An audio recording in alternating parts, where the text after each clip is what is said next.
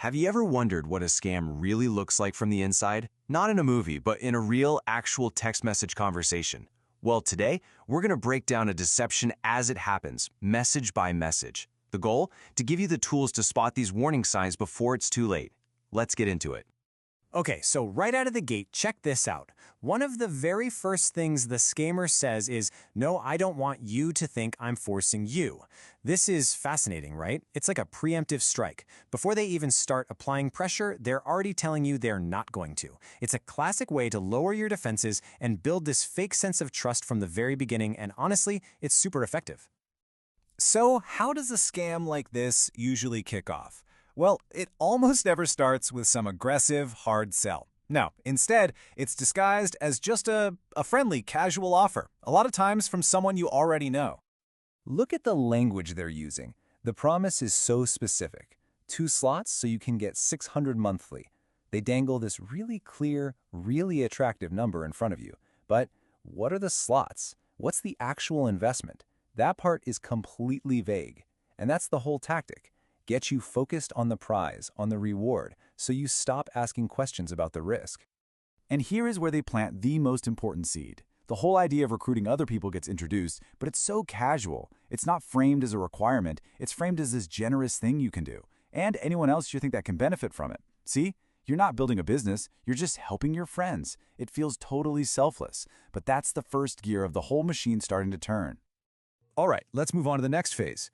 Once that friendly offer is just sitting there on the table, the tone starts to shift. Suddenly, it's all about creating this sense of urgency, making you feel like if you don't act right now, you're going to miss out. And look how sneaky this is. The pressure doesn't sound like a demand, it sounds like a favor. I want you to start getting it from this month. The scammer is positioning themselves as your champion, someone who's rushing to help you get paid. This fake urgency is designed to make a really questionable offer feel like some kind of golden, once-in-a-lifetime opportunity. And you gotta remember, this isn't just a single conversation.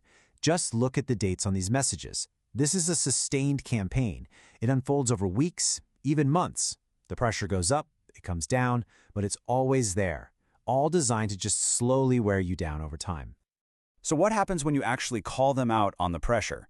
Here, the victim says, kind of half joking, "You're pushing me. If I lose any money, I am going to kill you."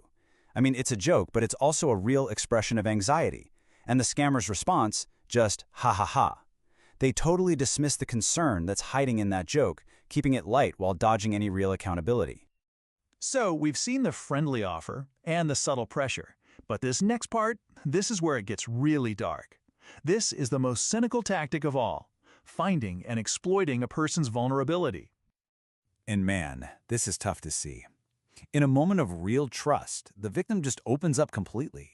They share their actual struggles, legal problems, family stuff, and this crushing financial weight of having to pay $2,000 to a barrister.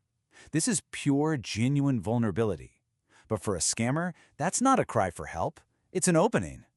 And the pivot is immediate. It's predatory. Look at these side by side. On the left, you've got the problem: debt, legal fees. On the right, the scammer instantly swoops in and presents their scheme as the perfect, tailor-made solution. They don't just offer sympathy, they weaponize that sympathy to sell their pitch. And this line right here, wow, this is a masterclass in manipulation. It makes an absolute promise: debts will finish. It offers the exact thing the victim needs: extra income.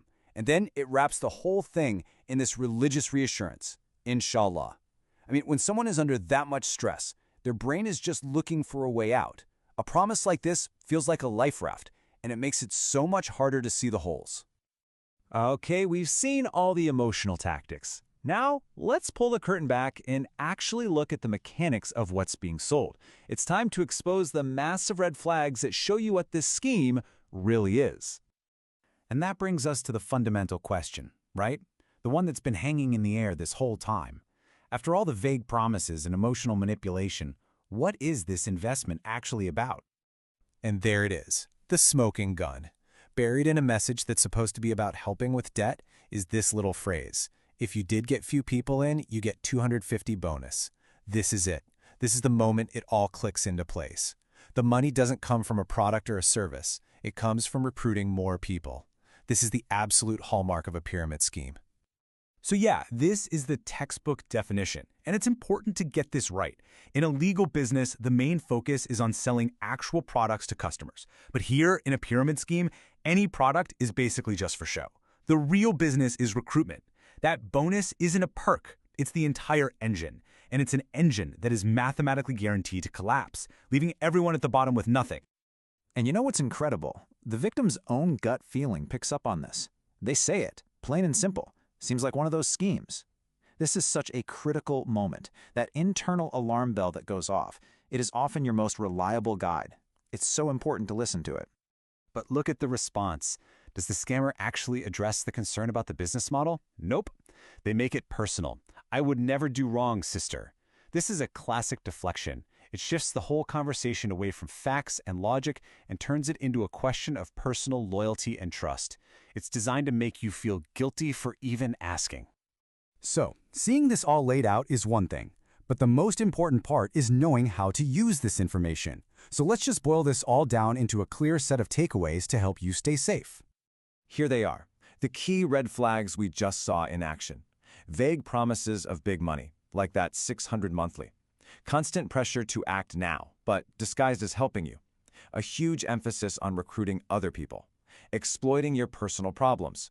And finally, getting really defensive and emotional when you ask direct, logical questions. If you see these signs, you need to be extremely careful.